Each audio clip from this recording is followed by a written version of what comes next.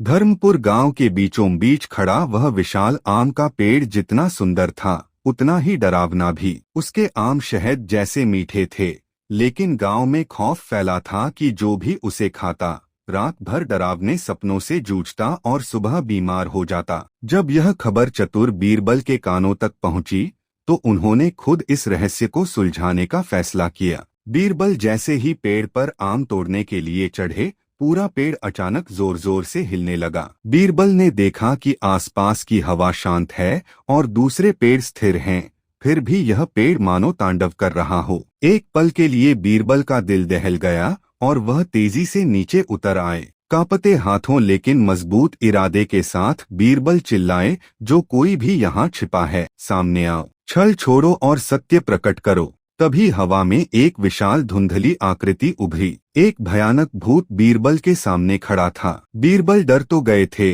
पर उन्होंने अपनी हिम्मत बटोरी और पूछा, तुम इन निर्दोष गांव वालों को क्यों डरा रहे हो? उन्हें इन मीठे फलों का आनंद क्यों नहीं लेने देते? भूत की आवाज में गुस्सा नहीं बल्कि दर्द था। उसने कहा, बीरबल, मैं कोई दुष्ट आत्मा नहीं हूँ। मैं इसी गांव का एक बेटा हूँ जो अपनी बूढ़ी माँ और अंधे पिता को अकेला छोड़कर मर गया। अब उनका ख्याल रखने वाला कोई नहीं है। जब तक मुझे यकीन नहीं हो जाता कि मेरे माता पिता भूखे नहीं सोएंगे, मेरी आत्मा को शांति नहीं मिलेगी। बीरबल को उस भूत की बात सुनकर गहरा दुख हुआ। उन्होंने तुरंत गांव वालों की एक सभा बुलाई और सारा हाल सुनाया। बीरबल की बात सुनकर गांव वालों की आंखों में आंसू आ गए। सबने मिलकर यह संकल्प लिया, हर दिन एक अलग घर से उन बुजुर्ग माता पिता के लिए सम्मानपूर्वक भोजन जाएगा। गांव का हर युवा उनकी लकड़ी काटने और पानी भरने में मदद करेगा। जब पूरा गांव उन बुजुर्गों को साथ लेकर पेड़ के पास पहुंचा,